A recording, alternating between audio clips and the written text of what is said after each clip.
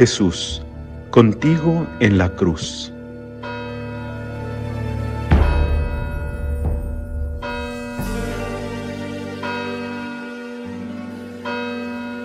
En el nombre del Padre, y del Hijo, y del Espíritu Santo. Amén. Es una tradición que en este día de Viernes Santo nos recojamos en oración, meditando sobre aquellas últimas palabras de Cristo antes de morir. Las 7 palabras de nuestro Señor en la cruz. Aquellas que son como un resumen de su testamento y de su vida. Ahora en oración vamos a escucharlas, vamos a meditarlas, pidiendo a Dios que las oigamos como si estuviéramos allí presentes, como si fuéramos la Santísima Virgen, San Juan, María Magdalena, que estaban al pie de la cruz, viendo cómo moría el amor de los amores. La primera palabra de nuestro Señor, de las 7, fue sorprendente. Padre, dijo, perdónales, porque no saben lo que hacen. Hay que ver el contexto para comprender lo que significaba. Le habían torturado cruelísimamente. Para respirar tenía que hacer un esfuerzo que le causaba un enorme dolor, porque tenía que tomar aire apoyándose en los clavos de los pies, apoyándose en los clavos de las muñecas, de las manos, irguiéndose un poco. Tenía el hombro dislocado, el brazo sacado del omóplato. Sufría. A su alrededor, lo cuentan los evangelios, un grupo de odiadores se burlaban de él, le retaban. Y él, de una forma sobrehumana, divina, habla al Padre y se convierte en el abogado defensor de los que le han matado, de los que le están matando, de los que le están insultando.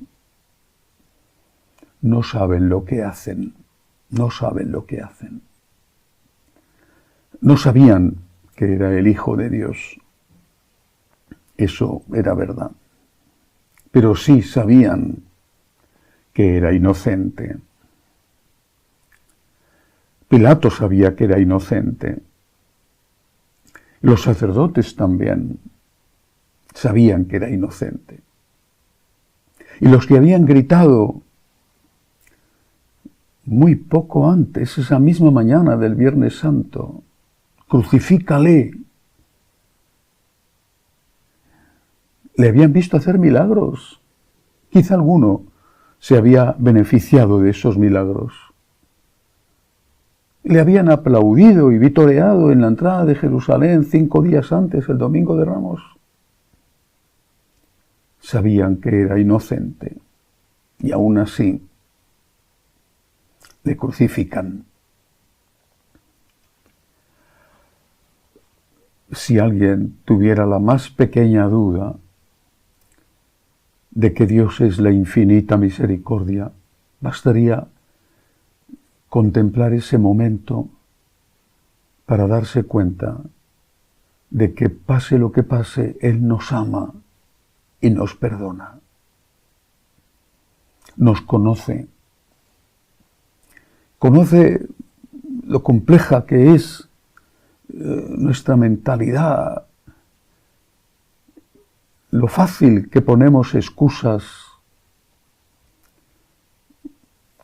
ese mecanismo de defensa que utilizamos alegando, justificando incluso a las peores cosas que hacemos.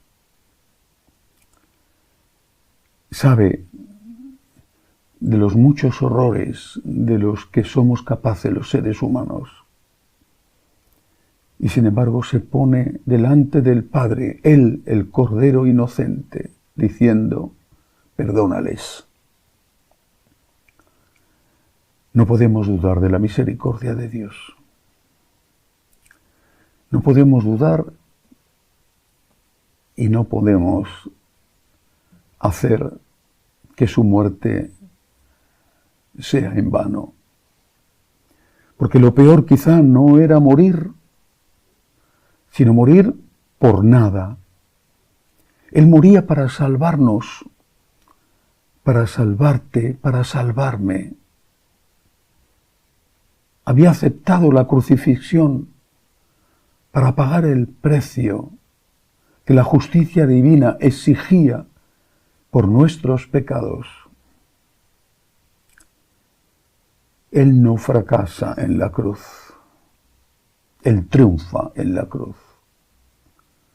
Él fracasa cuando tú no aceptas su perdón. Quizá porque consideres que da igual, porque vas a volver a pecar, o porque consideres que no mereces ese perdón. Déjate salvar, déjate perdonar. Si Él te perdona, no lo rechaces. No caigas en la trampa de la soberbia que con sus 1000 rostros te dice que no merece la pena, que para qué te vas a ir a confesar, o que eso no es pecado, que lo hace todo el mundo, que no pasa nada. Está intercediendo por ti. No le hagas fracasar. No hagas que su muerte sea en vano con respecto a ti, porque te niegues a decir, Señor, he pecado, perdóname. Ya ha pagado el precio de la sangre. 70 veces 7 está dispuesto a perdonarte cada día. No dudes de su misericordia y no permitas que la soberbia haga inútil en ti la salvación que te ofrece Cristo, porque te impide aceptarla.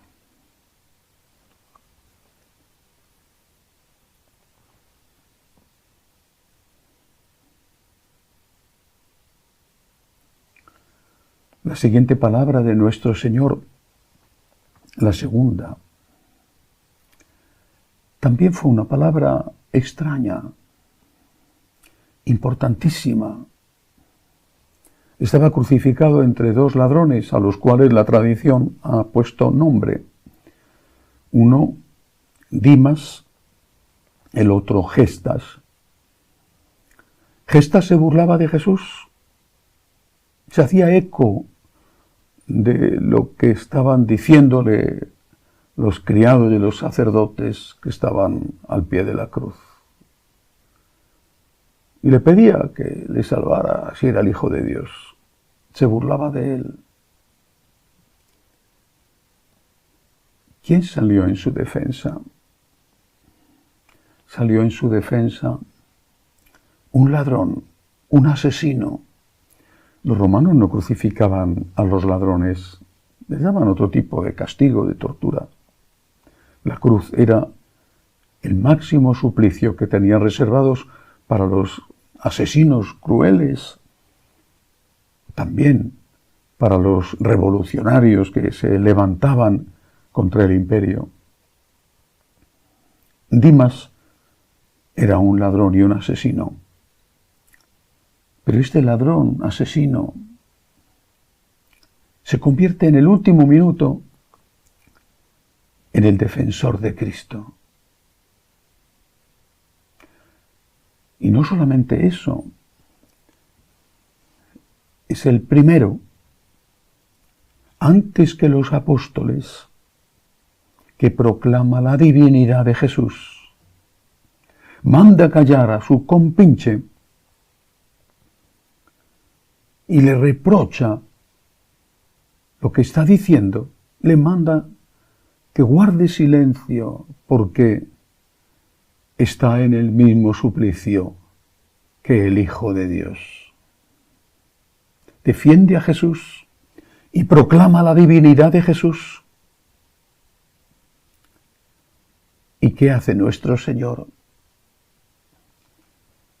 En uno de los momentos en que pudo tomar aire con ese esfuerzo enorme que le costaba respirar, se dirige a él y le dice: te lo aseguro, hoy estarás conmigo en el paraíso.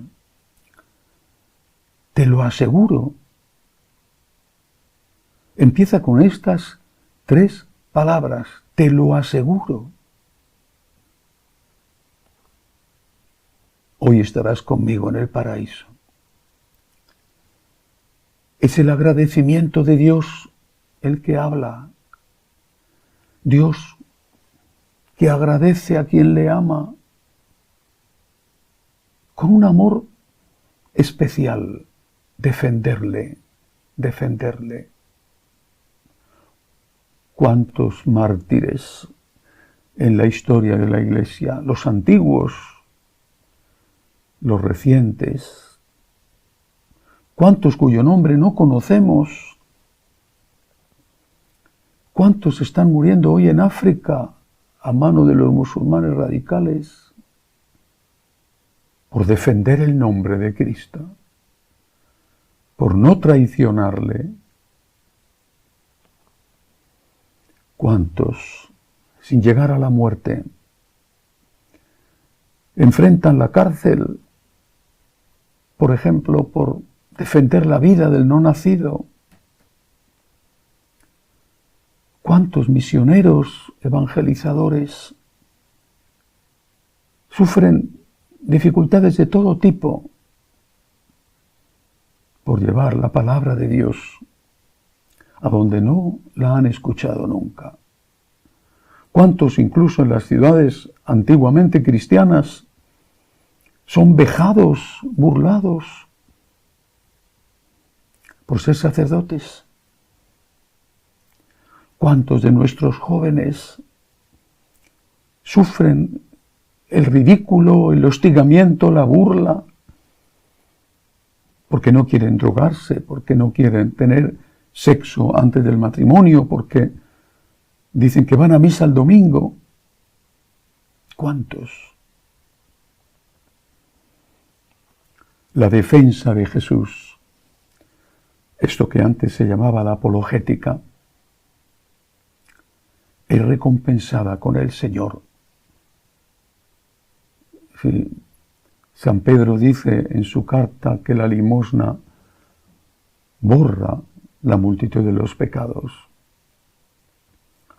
Quizás se pueda decir lo mismo de aquellos que defienden a Cristo, aunque no les llegue la hora de derramar su sangre, pero sí sufren insultos, persecuciones, burlas, desprecio. Además, el Señor asegura, porque son las palabras que Él emplea, te lo aseguro, que hay vida eterna. Te lo aseguro. Hoy estarás conmigo en el paraíso. Te lo aseguro. En otra ocasión, durante su vida pública, había dicho que ni un vaso de agua que se diera a uno de sus discípulos por ser sus discípulos quedaría sin recompensa. Aunque te parezca que no sirve para nada que defiendas a Cristo, que no hay recompensa alguna, tu recompensa es precisamente haber defendido al amor de tu vida. Y esa recompensa vendrá. Pero a ti no te importa la recompensa, te importa haber defendido al amor de tu vida. Cuando Dimas, San Dimas, el único santo canonizado en vida y por el propio Cristo, cuando San Dimas defiende a Jesús, no sabe que el Señor le va a garantizar el cielo, así tenemos que hacer nosotros, por amor al amor, por amor a Jesús, defenderle y defender todo aquello que Él representa. Hace unos días el Santo Padre León XIV decía que teníamos que convertirnos como Cristo en abogados de la vida, defender la paz, la justicia, defender la vida desde la concepción hasta la muerte natural. Y lo hacemos por amor a Él. Pero también sabemos, aunque no lo hagamos por eso, que el Señor no dejará de dar esa recompensa prometida a los que han hecho más incluso que dar un vaso de agua. El agradecimiento de Dios no tiene límites porque Él nunca se deja vencer en generosidad. Y esa defensa, que no le supuso a Dimas ningún esfuerzo extra, porque no vinieron los ángeles a librarle de la cruz. Sin embargo, esa defensa fue recompensada con la vida eterna junto a Dios en el paraíso. Defender a Cristo por amor a Cristo. Defender los derechos de Dios. Defender a la Iglesia, defender la tradición, defender la verdad. Aunque tengas que sufrir por ello, es lo que debemos hacer por amor al amor, pero sabiendo también que no quedará sin recompensa.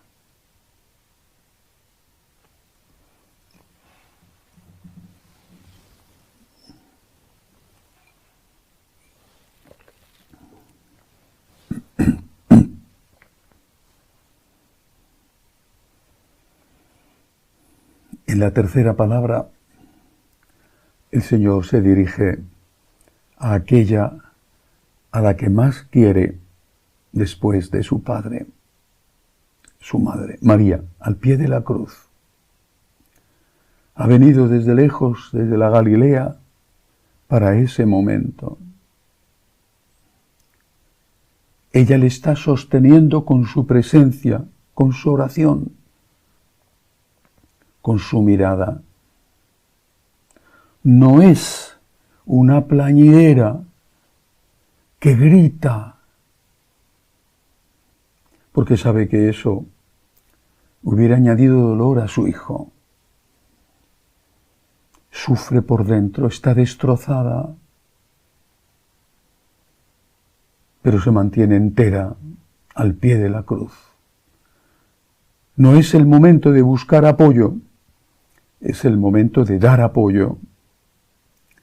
Ella es, en ese momento, más que nunca, la columna, el pilar, esa veneración con que la queremos tanto en España, Nuestra Señora del Pilar. Ella es el pilar que sostiene al hijo que muere. A ese hijo que, como después va a decir, va a experimentar la ausencia del Padre, pero a ese hijo al cual el Padre no le permitió que le faltara la madre. La madre estaba allí. Pero él tenía que encargarse de ella. Ya no tenía nada, le habían quitado la ropa, habían repartido incluso la túnica que tenía echando las suertes, porque le había tejido ella una túnica sin costuras. Ya no tenía nada, le quedaba su madre. No tenía hermanos ni hermanas, si no, no hubiera podido dejársela a un extraño, porque en el mundo judío el cuidado de una madre viuda y sin hijos era un deber que nadie podía dejar de cumplir, y familia sí que tendría, lejana, tenía una hermana, tenía sobrinos, pero no tenía hijos. Jesús le dice a la Virgen en esta tercera palabra: mujer, ahí tienes a tu hijo. Está señalando a Juan, el único de los apóstoles, el apóstol querido, y señalando a Juan y le dice: cuida de él, ahí tienes a tu hijo. Y luego le dice a Juan: ahí tienes a tu madre, cuida de ella. ¡Qué regalo! ¡Qué regalo! Desde ese momento, dice el Evangelio, San Juan la cuidó, la recibió en su casa. Después, según la tradición, cuando empezó ya la persecución, después de la muerte de San Esteban, el primer mártir, pues después él se la llevó fuera, lejos, a Éfeso. Y solo más tarde, en torno al año 50, regresó a Jerusalén, donde la Virgen subió al cielo. Pero mientras tanto, María cuidó de él y de nosotros. A ella le ha dicho que cuide de nosotros como nuestra madre. Pero a nosotros nos ha dicho que cuidemos de ella. Ella ha cumplido y cumple. Ella es el consuelo de los afligidos, el auxilio de los cristianos, el refugio de los pecadores. Siempre lo ha sido y siempre lo será. Siempre será nuestra abogada. Pero nosotros tenemos que cuidar de ella. Y cuidar de ella significa rezar, no olvidarla, rezar el rosario. Cuidar de ella significa ir a hacer visitas a sus santuarios, donde ella se ha aparecido, o simplemente donde hay tantísimas devociones. Pero cuidar de ella también es defenderla de los que la insultan, de los que niegan su virginidad perpetua, su maternidad divina, su concepción inmaculada o su asunción al cielo. Y cuidar de ella no es solo defenderla de los enemigos de fuera, a veces incluso que están dentro de la Iglesia y que se niegan a reconocer aquellos privilegios, aquellos títulos suyos. Cuidar de ella significa defenderla de nosotros mismos.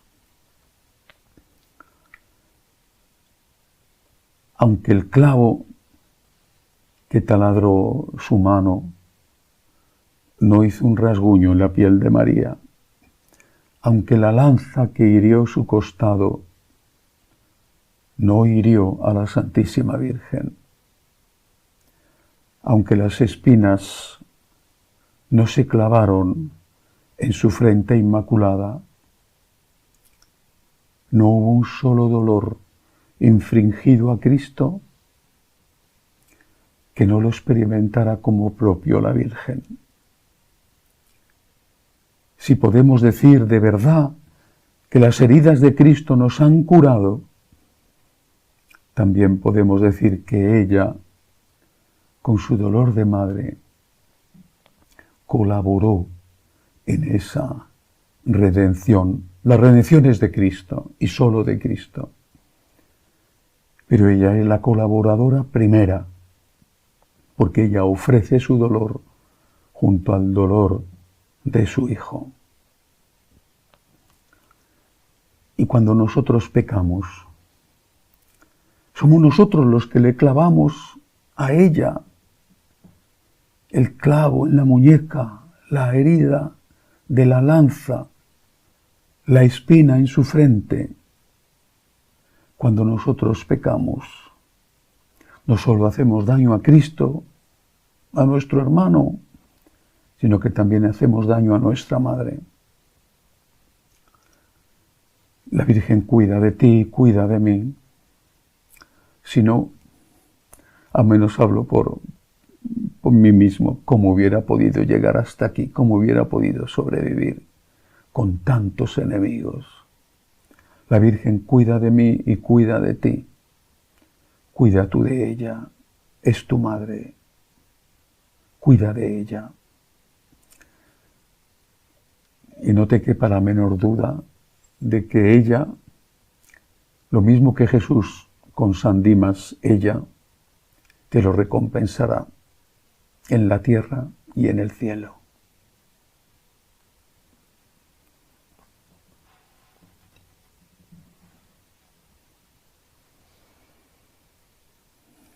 La cuarta palabra, quizá la más dura, la más difícil de pronunciar y de escuchar, la dirige nuestro Señor al Padre. Dios mío, ¿por qué me has abandonado? Son dos versiones en los dos idiomas las que aparecen en sendos evangelios. En una dice Elí, Elí, lema sabactani, en otra llama a Dios Eloí, porque en una está el evangelista transmitiendo íntegro el texto en arameo y en otra en hebreo. Dios mío, ¿por qué me has abandonado? Este Jesús que horas antes, la noche antes, ha sudado sangre en el huerto de los olivos por el miedo que tenía, porque sabía lo que le esperaba, la tortura que tenía que pasar, que había invocado de rodillas al Padre llamándole con el tierno nombre con que los niños pequeños llaman a su papá, papá, papaíto, si es posible que pase de mí este cáliz, pero que se haga tu voluntad y no la mía. Y después de eso vino el prendimiento y todo se precipitó. Este Jesús ahora está ya agotado. Los médicos dicen que la cantidad de sangre que había perdido con la flagelación era enorme. Y seguramente sus venas seguían sangrando. Mas las heridas de las muñecas y de los pies. Este Jesús, que para respirar tenía que hacer un inmenso esfuerzo, por lo tanto con muy poco riego sanguíneo en el cerebro, con la mente ofuscada, se enfrenta a la última tentación, la de dudar del amor de Dios, no de la existencia de Dios, y no de quién es Dios para él. Dios mío, ¿por qué me has abandonado? Eso supone una fe en su amor, pero una fe en su amor que en ese momento está desvaneciéndose, no la fe en él, sino la fe en el amor de él. No entiendo por qué, pero si él mismo lo ha dicho tantas veces, tengo que morir, tengo que resucitar, para esto he venido. Si él mismo se deja prender en el huerto, si él mismo rechaza la defensa violenta que Pedro, en un gesto de valentía y de coraje, hace sacando la espada, enfrentándose con los soldados. Si él mismo ha subido voluntariamente a la cruz y podía haberlo negado, podía haber negado que era el Hijo de Dios cuando le estaba juzgando Caifás. Ahora, en cambio, en esas condiciones extremas, es asaltado por la duda. Es la última tentación, la última. El futuro de la humanidad se juega en ese instante, Es el momento del mayor dolor, porque además del dolor físico espantoso, estaba el dolor moral, el dolor psicológico. Estoy solo. Soy un fracasado. Esto no ha servido para nada. Dios me ha engañado. Me he engañado a mí mismo. No soy el redentor del mundo. Soy un iluso, un loco. Alguien que se ha creído algo que no es. Todo eso se lo susurra el demonio al oído mientras él está en medio ya de su agonía, en los últimos momentos de su vida. La última tentación, la última. Él podía haberse callado esa frase, incluso sintiéndola en su corazón, podía haber rezado al Padre y la dice en voz alta. ¿Por qué? Porque quiere que la oigamos. Quiere que sepamos que cuando nosotros que estamos así, sufriendo, Él está cerca de nosotros, que nos entiende, que ha pasado por lo mismo o por algo mucho peor. Que nuestras heridas, nuestros miedos, nuestras dudas de fe, Él también las ha tenido. Si ahí hubiera terminado todo, nos habríamos quedado sin saber la respuesta. Habríamos conocido la respuesta con la resurrección,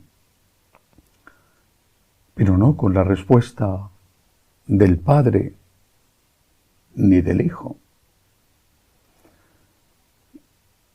Y no hubo respuesta del Padre, no se oyó nada.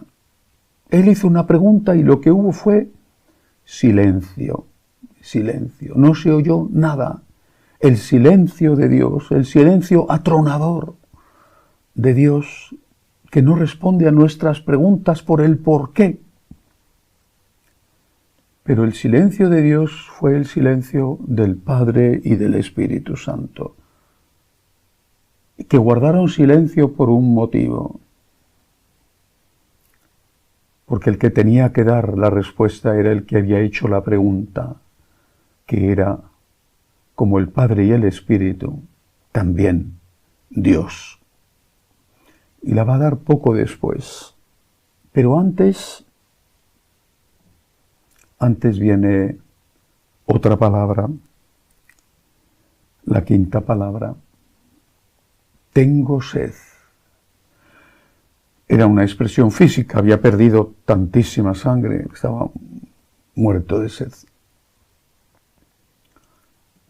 Pero era también una expresión espiritual. Tengo sed. ¿De qué? Tengo sed de ti. Tienes sed de mí. Nunca olvidaré el trabajo que hice durante 2 años como voluntario en el hogar para enfermos de SIDA que tienen las monjas de la Madre Teresa de Calcuta en Madrid. Tienen una capilla y ahí en esa capilla, cuando no era necesario estar al lado de un moribundo, me retiraba a rezar en medio de la noche porque pasaba la noche con ellos. Y fue la primera vez que vi cómo es de sencilla y de bella una capilla de esa congregación de religiosa, las Misioneras de la Caridad. Junto al sagrario, estas palabras. La quinta palabra de Cristo. Tengo sed, tengo sed. ¿De quién? De mí, de ti. En el sagrario el Señor te lo dice, te dice, ven a mí tú que estás cansado y agobiado, y yo te aliviaré. Pero te dice también, tengo sed, tengo sed. Recuerdo cuando era un jovencito, 18 años recién cumplidos, estábamos en una casa que tenían mis padres en el campo. El pueblo más cercano estaba unos cuantos kilómetros. Iba a misa cada día. Pero para ir a misa cada día tenía que ir andando, porque mi padre estaba trabajando en Madrid, estaba allí con mi madre y mi hermana, y todos los días, 2 horas largas de camino de ida y otro tanto de vuelta para poder comulgar, para poder adorar, para poder estar con aquel al que amaba, al que amo. ¿Amas a Jesús?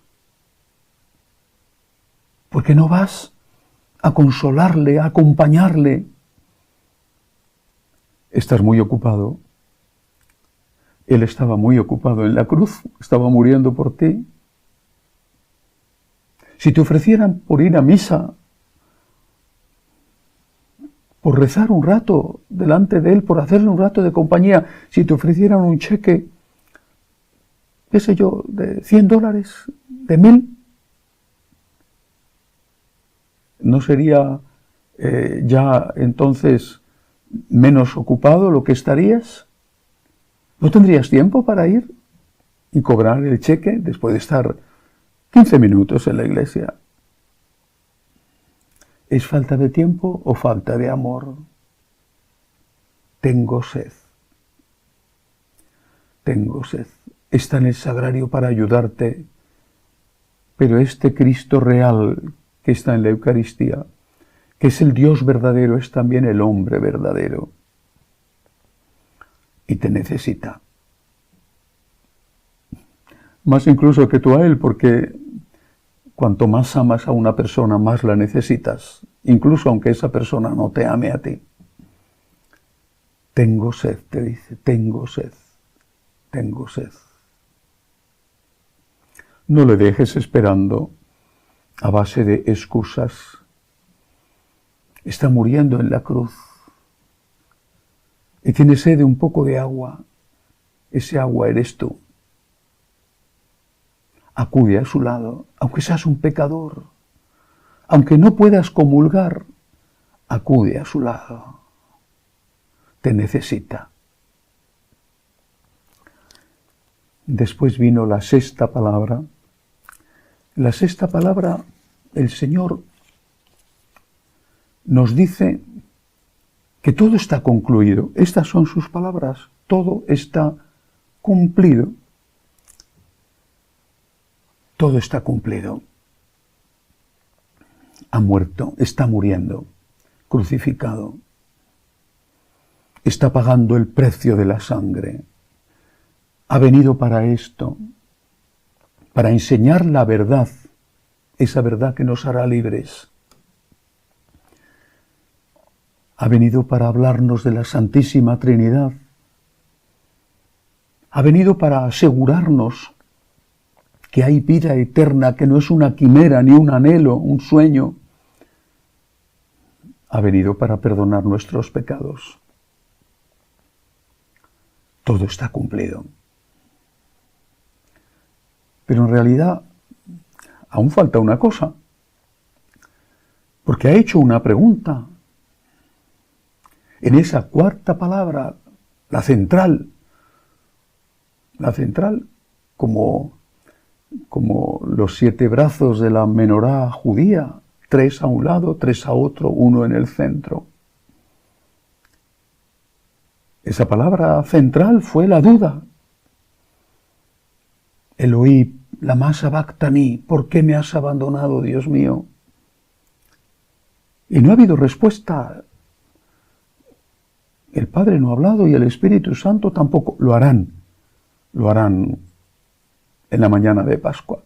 Pero ahora no ha habido respuesta.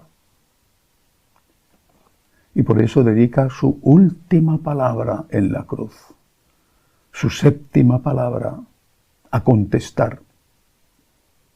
Y no nos da una argumentación filosófica, no dice, mirad, tenéis que aceptar que no podéis entender todo porque Dios es más grande que vosotros, cosa que es verdad. lo dice de una forma más sencilla. Dice: en tus manos encomiendo mi espíritu. Dice: Dios mío, me fío de ti, en vos confío, me fío de ti, me fío de ti. No responde al por qué está sufriendo, y Él lo sabe, Él lo ha dicho para salvarnos, para perdonar nuestros pecados, pero no responde con argumentos. Dice: no entiendo, sigo sin entender, pero me fío de ti. Quizá muchos no se hayan dado cuenta de que nuestro Señor entra en la historia del hombre con esa misma palabra pronunciada por una mujer, la Santísima Virgen. Hágase en mí según tu palabra. El fiat de María. Me fío, me fío. Y el Verbo se hizo carne. Y sale muriendo como hombre, pero no de nuestra historia, porque sigue vivo, resucitado y en la Eucaristía. Sale con esa misma palabra, pero ahora pronunciada por Él en presencia de su madre, que seguro que en silencio recordaba aquel momento cuando se le apareció el ángel Gabriel. Y mientras su hijo decía: Padre, en tus manos encomiendo mi espíritu, ella decía: aquí está la esclava del Señor. En tus manos encomiendo su espíritu. Me fío. Qué lección para nosotros, que no somos capaces de aceptar el misterio, que el misterio nos resulta insoportable cuando en realidad aceptamos tantas cosas que no entendemos y nos fiamos de tanta gente de la cual no deberíamos fiarnos, pero rechazamos confiar en el Dios que ha muerto por nosotros. No es casualidad que cuando el Sagrado Corazón se aparece a Santa Margarita María de Alacoque en Parelemonial, está pidiendo solo eso: fíate de mí, te amo. Y por eso decimos: Sagrado Corazón de Jesús, en vos confío. Y no es casualidad que cuando se aparece Divina Misericordia, Santa Faustina Kowalska, en aquella Polonia que estaba a punto de ser destruida por la guerra, pide lo mismo y lo decimos: Divina Misericordia, en ti confío.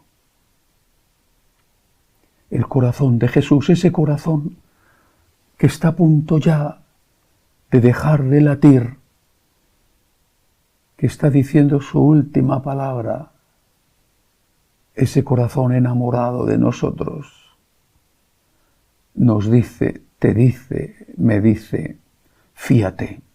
No entiendes, yo tampoco entendía. Fíate, fíate del Padre, del Espíritu, fíate de mí. Por eso nosotros, los franciscanos de María, empezamos siempre nuestra oración a Jesús diciéndoselo: Jesús, me fío de ti. Señor, yo confío en ti. En la luz y en la oscuridad, en lo bueno y en lo malo, cuando entiendo y cuando no entiendo, Señor, en vos confío. Que esta palabra de Cristo, resumen de todas las demás, resumen de su vida, no falte nunca en nuestro corazón, no falte nunca en nuestros labios, en lo bueno y en lo malo. Señor, en ti confío. Que así sea.